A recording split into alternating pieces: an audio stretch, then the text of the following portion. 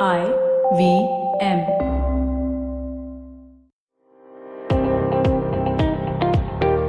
Welcome to All Things Policy, a daily podcast by the Takshashila Institution. We are a bunch of policy nerds based in Bengaluru, and we like bringing fresh perspectives to Indian affairs and Indian perspectives to global affairs.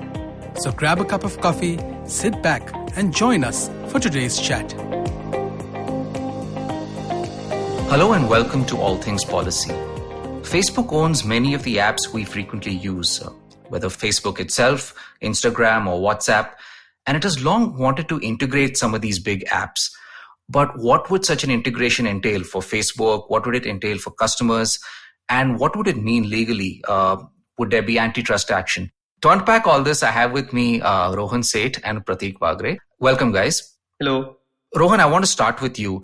How would Facebook go about the process of integrating some of these apps, especially the messenger apps? Okay, so from what we've seen so far, the idea currently is to basically have a common messaging app for Instagram. So from what you used to call Instagram Direct, and merge it with Facebook Messenger. So you could be, let's say, you could be on Facebook and on Instagram, but the back end of messaging is going to be common. So you can use the same app to text people on both Instagram and Facebook. So it's out to, I think, a few select users right now. I think it's being tested. But that's the idea, right? And then maybe later on in some point in time, they'll add WhatsApp to it as well. But right now, this is what it is. And I think maybe later down the year or early next year, we'll see WhatsApp added into it. I think the challenge here is that WhatsApp's end-to-end encrypted. And if I'm correct, Messenger and Instagram aren't. So that might have been a roadblock. But don't quote me on that. I think the details are a bit unclear on. No, and in fact, one of the stated purpose of this move is to for this combined entity to sort of then be end-to-end encrypted. Yeah. Yeah. So while they haven't officially said anything about WhatsApp at this point, one can assume that it's probably on a roadmap document somewhere in Facebook HQ. Yeah, and I think I think we'll get into the history of this, but like that end-to-end encrypted or generally just encrypted nature of the integration has led to a lot of fights between Facebook and this trade-off that I talk about in my column. Sorry, humble plug. But I think it's very interesting, the fact that they're going about it this way, because according to me, I don't think there is, I generally say there are no easy answers. Here I'd say there's no correct answer.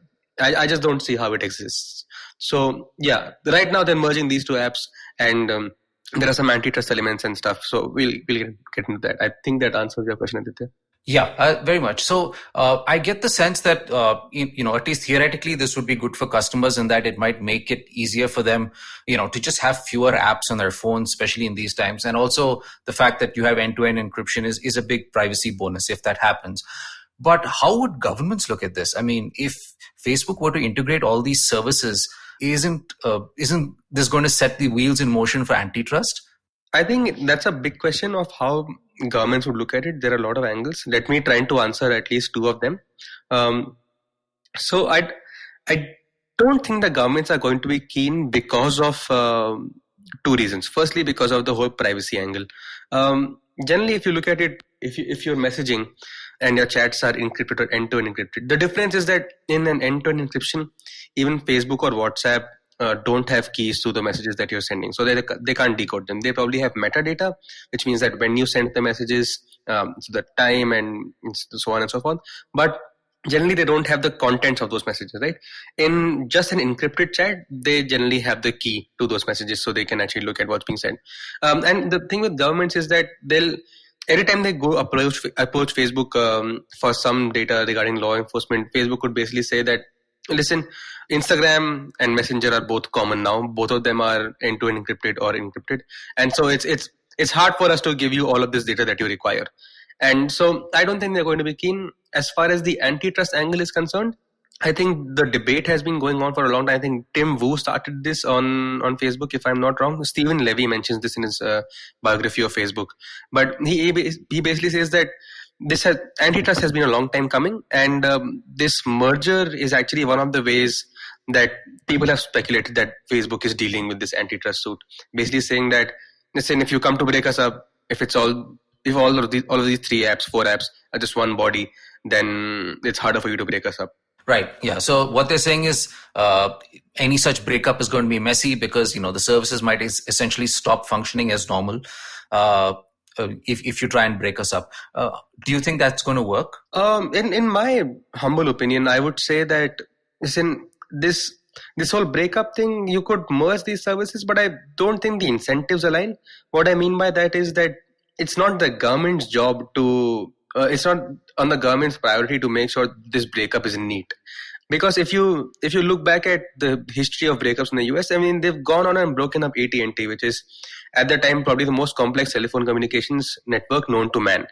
And that breakup wasn't exceptionally neat. I mean, they divided companies into on the basis of regions on where they operated. So, I mean, you could basically apply the same argument to Facebook in my eyes and say that, listen, a breakup's not going to be neat, but at the same time, that's not what we're going for here. The government could basically say, listen, right now, the important thing is that we have more innovation in this space.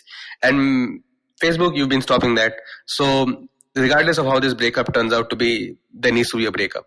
And a template already exists for them to say that, why don't you go back to, if they want it to be neat and there is this whole incentive there that China shouldn't come in, they could say that, listen, why don't you go back to this the way things used to be. It might take a few years to get stuff on the back end right, but at least it would set the stuff in timeline for a breakup. So at best, I think this is more like kicking the can down the road by bundling these together. But I don't necessarily think that's going to stop an antitrust. I mean, it's unlikely that antitrust happens in my opinion, but if it does, I don't think it's going to be stopped because of the fact that these services are bundled. Just want to go back to one point that you said, that this is necessarily better for consumers in the sense that it means fewer apps on the phone, right? And I've actually looking at a number of articles that also tried to point out possible issues, right? And one of them was actually pretty interesting. So keep in mind that this is, the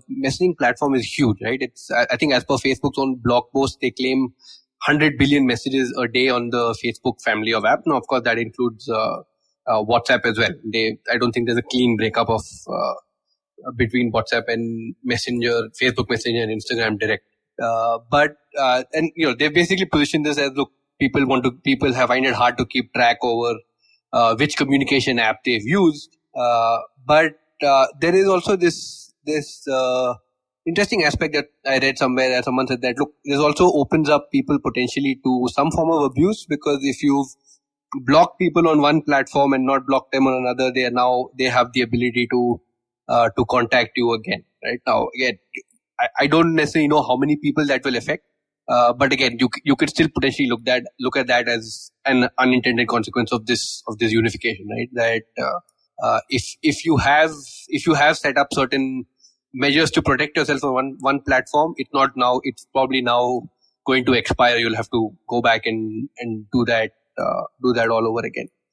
The other aspect is that how states will approach this, right? Now, because this is interesting, because if I recall correctly, I think in the US, the Attorney General has written to them publicly a number of times saying, hey, don't go and end-to-end encrypt everything.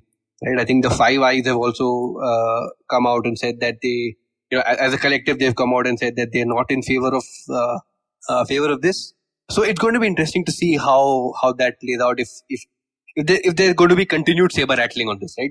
We don't know, because Facebook at the time said yes, they're going to go ahead, and now they seem to be going ahead with it. Because the other interesting dynamic that sort of come into play also is with the pandemic is that before this there wasn't a lot of realization, especially in the US Western European construct, that these closed messaging apps are also a big playground for information disorder, right? But that realization is now coming, making that trade-off between privacy and combating information disorder a little more in the face, right? As compared to, I think, people in India, Nigeria, Brazil, we've sort of seen that trade-off in play for a long time. So it's going to be, because I think a lot of that is going to also inform how states then now try to respond or try to look at this action by Facebook. So it's going to be a space to watch it. Yeah, I mean, I would just rather cynically add that, a lot of the freedom that these or leeway that these companies have been given is predicated on the idea that the US government can continue using them for mass surveillance, both domestically, but also more importantly, overseas. But, so I do think that the way any antitrust goes, the appetite for antitrust will depend on the mood in Washington among America's politicians. But, Rohan, if you've seen, you talked about AT&T, the United States hasn't conducted an antitrust action like that in decades. Even the attempts at trying to break up or even regulate Microsoft in the 1990s completely failed.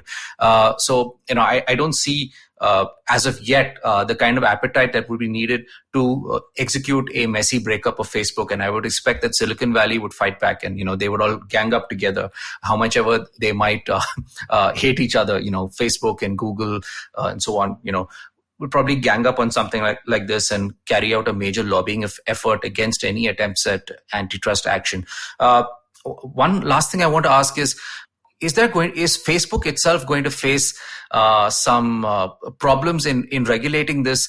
Simply, the fact that you have these different platforms, integrating them at the back end, figuring out what is going to be encrypted, what is not going to be encrypted.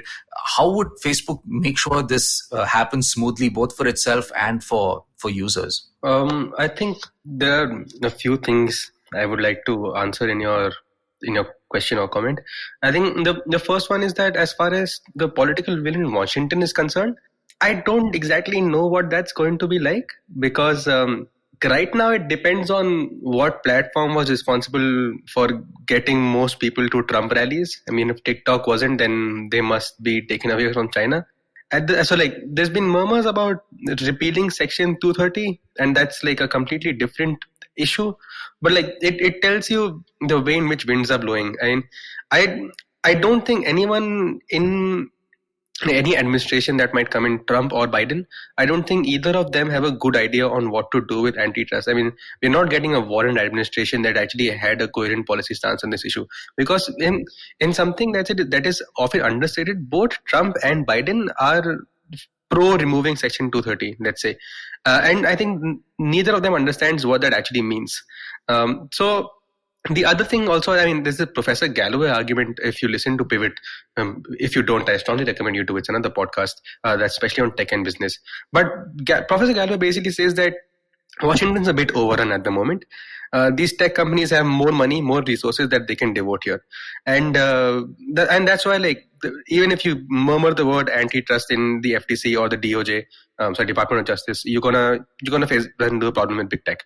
I don't know how true that is, but I would go on to say that if the antitrust in the US works similar to the way it does in India, and which is you got to define a relevant market, and then you have to prove that people are dominant in that relevant market, then it's going to be hard for most people, apart from, let's say, Google search, because Google search is dominant in the search market. But even then, defining it is a problem, because if you just look at search as a percentage of advertising, then it's competing with Facebook. So as long as these legal steps are taken to make sure that there is a market that's defined, there is abuse has been proved or dominance has been proved, until then I don't think there's going to be any progress. And as far as how likely it is that they're going to be able to define these things, I don't know if we have political will there. I mean, it depends on the personnel we get in the cabinet. If, let's say, Elizabeth Warren or Andrew Yang are appointed as one of the secretaries or cabinet members, stuff might move forward. But as of right now, I don't think there is any clear idea as to which way the wind is blowing in Washington. It just depends on Trump's mood and how he likes one platform from one day to the other. So all of them are cozying up to him in some way or the other. But the other part of your question was, what was it, Aditya? Sorry, I forgot. No, yeah. Would Facebook face any challenges in integrating these apps? Both for their own backend and for user experience. So I think there is some historical context to this. Basically, if you read Stephen Levy's book on Facebook, he basically chronicles this whole storyline that is very crucial to this argument, which is that, listen, Mark Zuckerberg has this very advanced way of thinking about what a network is, right? So his basic idea, and chronicled throughout the book, it is that a network needs to be strong enough so that you can run ads on it. Okay. If the network's not strong enough, if you don't have enough people in the network, don't run ads. So that's why Instagram in its initial years was ad free. Right. But basically what ends up happening is that there's this idea that you need to mature some things before you can take control of them. And that's essentially what he does with Instagram, WhatsApp, and Oculus. He basically says that for the first 5 years or so, all of these platforms that we've acquired, let's give them some niche. Let's give them some time to become the product that we know they can become. As soon as they become big, well, minor changes start to happen. And when I say minor changes, I mean like really minor. For example, WhatsApp employees move on from their offices into Facebook's offices, and Facebook's offices have those washroom doors that don't go all the way down. And WhatsApp people are generally more focused on privacy, so they have a fight about how long the door should be. Should they or should they not cover people's feet? And from that to, let's say, when these employees used to work at Facebook from Instagram or WhatsApp, their email addresses would read dash at whatsapp.com, at instagram.com, and slowly but steadily that is eroded, and everyone's just part of the mothership, which is like dash at facebook.com, right? So these changes have been happening for a really long time. The challenge that Facebook's going to face basically is that while this integration happens, right, you need to basically make a trade-off between privacy and security. The thing is that if Facebook basically goes ahead and says that, listen, I want this integration to be this encrypted, the problem is that it's great for privacy. At the same time, it's not great for law enforcement, right? And if you say that, well, I don't want any privacy here, then you can basically go ahead and claim that Facebook's this Orwellian state that's very dystopian and so on and so forth. So it's stuck between a rock and a hard place. And this is why I think Chris Cox, the older chief product officer of Facebook, had left. I think he's chief product officer now. He was Mark Zuckerberg's right-hand man before. He left because of differences on how this integration was being handled. And he's recently come back. But to me, that trade-off still hasn't gone away. I mean, you still have to make that choice on how encrypted this thing is going to be. And I think that isn't being addressed enough because we're looking at the antitrust angle of this every time we think about integration. So I think the main problem they're going to face is that how to handle this trade-off of privacy and security, and whether employees at Facebook are going to be satisfied with the way they settle this, because decisions might be made in Menlo Park, but the impacts are felt globally, and I don't think there is any way to overstate the significance of how crucial this integration might be for law enforcement.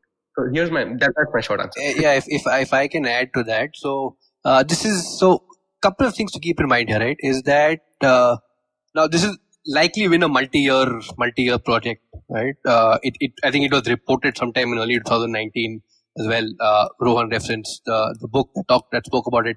So I at this point I don't foresee really technical issues. They've probably got all that planned out. It's a question of now executing it, right? But there are a couple of things that strike me, right? One is this whole thing of the end-to-end encryption aspect, which they've said is the added privacy is a part of this move.